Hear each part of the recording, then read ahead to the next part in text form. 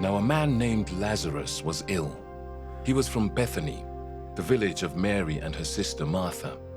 This Mary, whose brother Lazarus now lay ill, was the same one who poured perfume on the Lord and wiped his feet with her hair.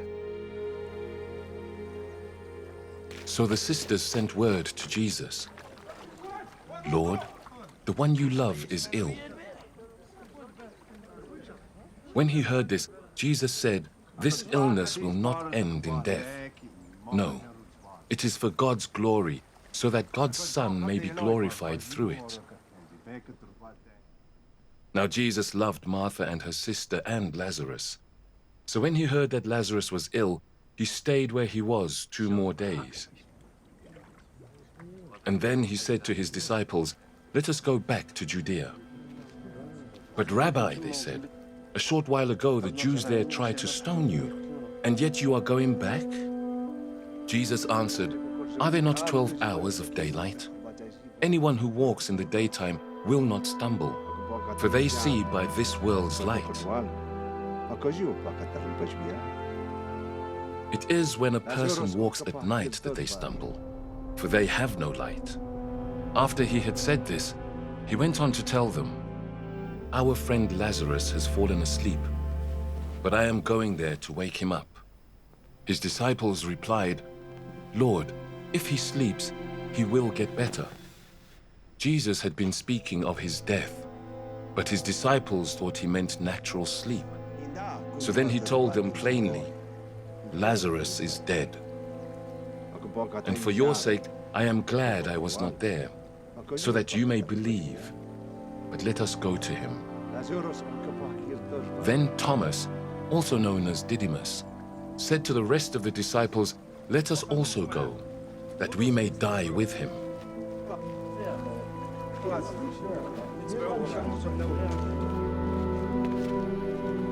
On his arrival, Jesus found that Lazarus had already been in the tomb for 4 days. Now Bethany was less than 2 miles from Jerusalem, and many Jews had come to Martha and Mary to comfort them in the loss of their brother. When Martha heard that Jesus was coming, she went out to meet him, but Mary stayed at home. "Lord," Martha said to Jesus, "if you had been here, my brother would not have died. But I know that even now God will give you whatever you ask." Jesus said to her, "Your brother will rise again." Martha answered, "I know he will rise again in the resurrection at the last day."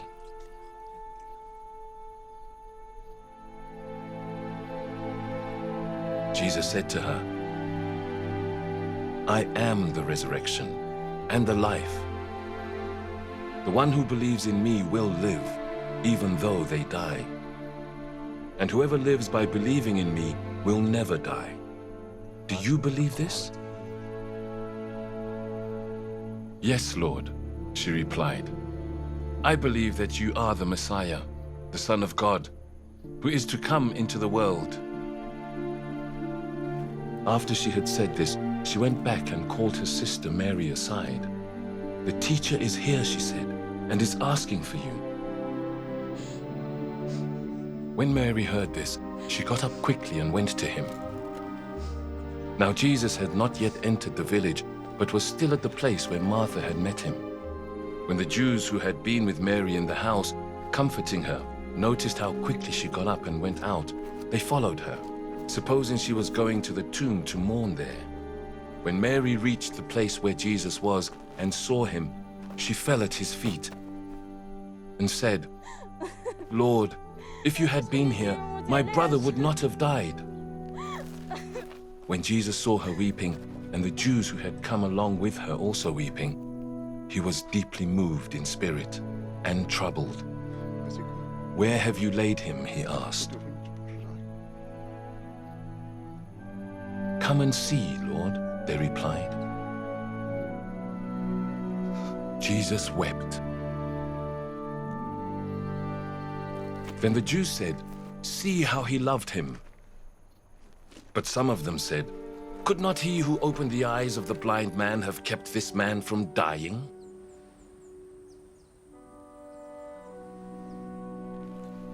Jesus, once more deeply moved, came to the tomb. It was a cave with a stone laid across the entrance. "Take away the stone," he said. "But Lord," said Martha, the sister of the dead man, "by this time there is a bad odor, for he has been there 4 days."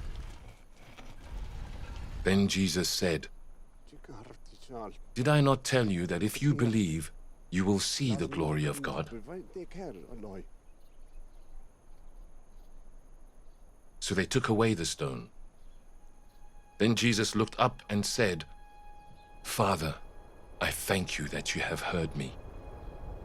I knew that you always hear me, but I said this for the benefit of the people standing here, that they may believe that you sent me." When he had said this, Jesus called in a loud voice, "Lazarus, come out."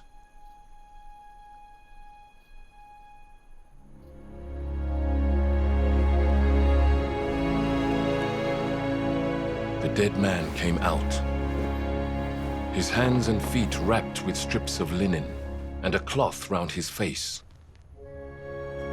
Jesus said to them, "Take off the grave clothes and let him go."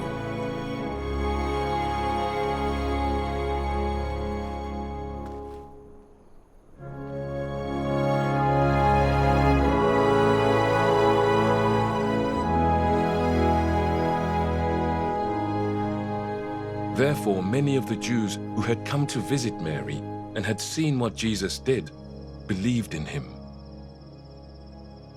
But some of them went to the Pharisees and told them what Jesus had done. Then the chief priests and the Pharisees called a meeting of the Sanhedrin. "What are we accomplishing?" they asked. "Here is this man performing many signs. If we let him go on like this, everyone will believe in him. And then the Romans will come and take away both our temple and our nation." Then one of them, named Caiaphas, who was high priest that year, spoke up. "You know nothing at all. You do not realize that it is better for you that one man die for the people than that the whole nation perish." He did not say this on his own, but as high priest that year, he prophesied that Jesus would die for the Jewish nation. And not only for that nation, but also for the scattered children of God, to bring them together and make them one. So from that day on, they plotted to take his life. Therefore, Jesus no longer moved about publicly among the people of Judea. Instead, he withdrew to a region near the wilderness, to a village called Ephraim, where he stayed with his disciples.